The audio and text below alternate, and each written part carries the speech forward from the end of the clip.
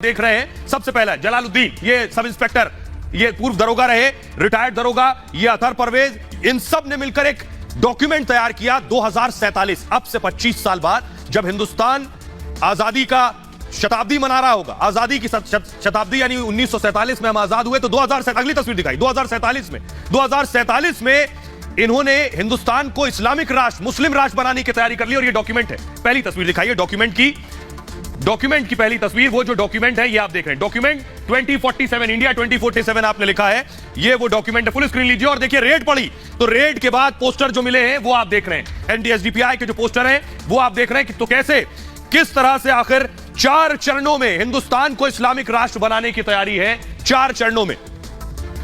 तो देखिए तैयारी है, ये सब जो चीजें मिली हैं उनके घर से, यही वो फाइल भी मिली है, फास्ट आइए प्लीज, यही वो ग्राफिक्स के जरिए मैं आपको दिखा रहा हूं। 4 स्टेजेस हैं, हिंदुस्तान को इस्लामिक राष्ट्र बनाने के 4 तरीके हैं। कैसे 2047 तक मुस्लिम समुदाय के पास सत्ता होगी, इस डॉक्यूमेंट में लिखा है। जीत के लिए बहुसंख्यक होने की जरूरत नहीं है, यानी हिंदुस्तान में बहुसंख्यक को इसकी जरूरत नहीं है, सिर्फ 10% 10% मुस्लिमों को साथ लाने की जरूरत है, यह इसका हिस्सा है। 10% मुस्लिम बहुसंख्यकों को घुटने के बल ला देंगे, यह इसमें लिखा हुआ है। 4 चरणों में इस्लामिक शासन का पूरा सपना हो जाएगा, 4 चरणों में। देखिए अब एक एक चरण दिखा रहा हूं। पहला चरण क्या है? पहला चरण यह है कि पहले पीएफआई के झंडे के नीचे मुस्लिमों को एकजुट करेंगे, उसके बाद मुस्लिमों को हथियार चलाने का प्रशिक्षण देना होगा। फिर दूसरा चरण आ जाएगा, ये 2 फेज हो गए, मुसलमानों को हथियार चलाने का प्रशिक्षण दे लिया, ट्रेंड हो गए। अब क्या होना है? हिंसा का सीमित इस्तेमाल किया जाएगा दूसरे चरण में, हिंसा के जरिए बहुसंख्यकों को आतंकित कर दिया जाएगा। उसके बाद अच्छे सिपाही को बम चलाने की भी ट्रेनिंग दी जाएगी। इरादे को छिपाने के लिए राष्ट्रीय ध्वज का इस्तेमाल करें। समझिए अब कहां कहां अचानक राष्ट्रीय ध्वज निकल आते हैं, यहां से भी आपको कनेक्ट करना होगा। कार्यपालिका और न्यायपालिका में घुसपैठ करना होगा, यह दूसरे चरण में। ज्यादा से ज्यादा जानकारी जुटानी होगी, यह भी इसमें लिखा है। अब शुरू होगा तीसरा चरण। इस तीसरे चरण में क्या है? एससी, एसटी और ओबीसी से गठजोड़ करना होगा। उसके अलावा आरएसएस और पिछड़े वर्ग में दरार पैदा करनी हो, यानी आरएसएस पिछड़े वर्ग से दूर हो जाए। आरएसएस को स्वर्ण जातियों के पक्षधर के तौर पर दिखाएं, जैसे अभी दिखाने की कोशिश होती है बहुत से लोगों के जरिए कि आरएसएस जो संगठन है ये केवल सवर्णों का संगठन है, उच्च जाति का संगठन है, ऊपरी अगली जातियों के साथ खड़ा होता है। उसके बाद तीसरे चरण में सेक्युलर पार्टियों को भी बदनाम करना होगा, यह भी शामिल। मुस्लिमों और एससी, एसटी, ओबीसी की अपनी एक पार्टी बनानी होगी तीसरे चरण में। इसी चरण में हथियारों का स्टॉक भी बढ़ाना है, इसी चरण में शुमार। अब आया सबसे आखिरी इंपॉर्टेंट चौथा चरण, इसमें है पीएफआई की अहमियत बढ़ानी होगी। कैसे? पॉपुलर फ्रंट ऑफ इंडिया की इंपॉर्टेंस बढ़ाई जाए। पीएफआई को मुस्लिमों का निर्विवाद संगठन बनाना होगा, यानी सबसे ज्यादा एक्सेप्टेबिलिटी पीएफआई की हो। अन्य इस्लामिक संगठन किनारे किए जाएंगे। 50% एससी, एसटी, ओबीसी का भी विश्वास हासिल करेंगे, और उसके बाद तब राष्ट्रीय स्तर पर सत्ता हासिल करना आसान होगा, यानी मकसद सत्ता हासिल करना। सत्ता के बाद सरकारी तंत्र में अपने लोगों को भेजना होगा, यह शामिल है। ये 4 चरण हो गए। अब इसके बाद आगे क्या होगा यह आपको बताऊंगा, लेकिन उससे पहले ऐसा करते, लेकिन उससे पहले कैसे पूरी साजिश बेनकाब हो गई, आइए मैं आपको दिखाऊं। पीएफआई की साजिश का हिस्सा ये देखिए, ये पीएफआई के जो झंडे, इस तरह के झंडे बरामद हुए हैं पीएफआई के रेड में। ये झंडे आप देख रहे हैं, पुलिस ने रेड की तो बहुत सी सामग्री मिली है, बाकायदा कंप्यूटर मौजूद था, आप देख रहे हैं, और ये झंडे छपवा कर रखे गए थे पीएफआई के। अगली तस्वीर दिखाइए जरा, ये आप देख रहे हैं, और ये देखिए फुल स्क्रीन जरा लीजिए, इनमें तस्वीरें देखिए। तीस्ता सीतलवाड़ जेल में, मोहम्मद जुबैर जेल में, उन लोगों के पोस्टर छपवाए गए, उन लोगों की तस्वीरें रखी गई थी छपवाकर जो जेल में। क्यों जेल में है? तीस्ता सीतलवाड़ जेल में है नरेंद्र मोदी के खिलाफ प्रोपेगेंडा में। मोहम्मद जुबैर जेल में है क्योंकि हिंदुओं की भावनाएं भड़काने में, और उसके साथ खड़ा कौन है? ये पीएफआई। आइए अब मैं आपको बताऊं इन 4 चरणों के बाद आगे की तैयारी क्या है, ये आपको बताता हूं। आइए 4 चरणों के बाद आगे की जो तैयारी है वो देखिए जरा, कैसे अब आगे क्या करना है इन्हें। बाहर की इस्लामिक ताकतों से मदद ली जाएगी, यानी अब 4 चरण पूरे हो गए। सत्ता में अपने लोग हैं और एडमिनिस्ट्रेशन में अपने लोग हैं, अब बाहर के मुल्कों से मदद ली जाएगी।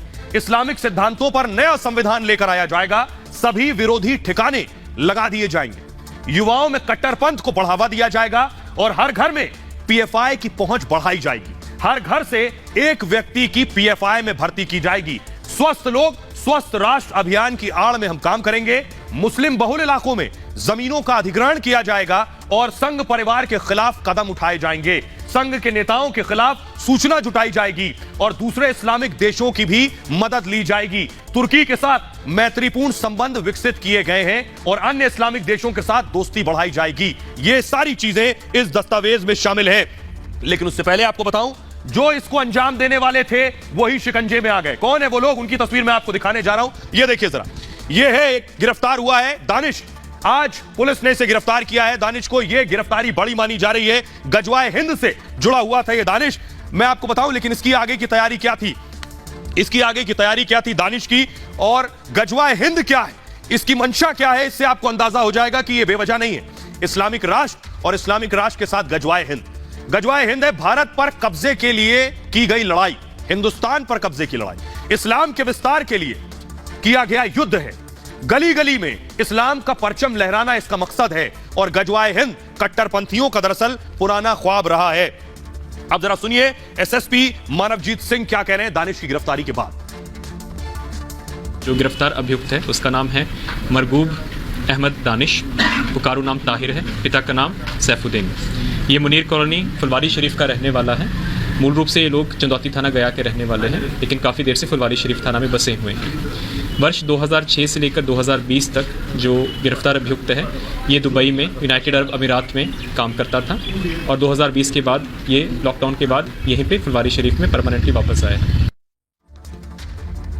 आइए अब आपको बताता हूं, ये मैं ऐसे ही नहीं कह रहा हूं, एक चैट मैं आपको दिखाने जा रहा हूं। वो चैट आपको सोचने पर मजबूर कर देगी कि ये लोग क्या साजिश रच रहे थे। देखिए जरा, ये आपके सामने आ गया है मोबाइल में जो चैट किया गया उसके बगल में मैं आपको स्क्रीनशॉट भी दिखा रहा हूं। उस स्क्रीनशॉट को ध्यान से देखिए, क्या लिखा है इसमें, क्या लिखा है ये भी मैं आपको बाद में दिखाऊंगा, पहले अंदर की चीज दिखाऊं। लिखा है गिरफ्तारी के बाद दानिश के मोबाइल की बाकायदा जांच हुई जिसको पकड़ा गया है। दानिश 2 व्हाट्सएप ग्रुप के साथ जुड़ा हुआ था। दानिश गजवाए हिंद ग्रुप से जुड़ा हुआ था। इसके साथ ही गजवाए हिंद एक कट्टरपंथी ग्रुप है।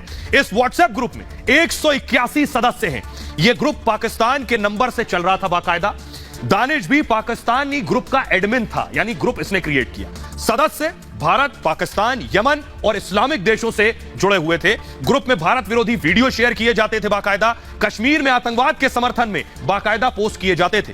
जनवरी में बने दूसरे व्हाट्सएप ग्रुप में 10 सदस्य थे। इसमें 8 सदस्य बांग्लादेशी और 1 पाकिस्तानी भी था। दोनों ग्रुप के प्रोफाइल पिक्चर भी एक ही थे।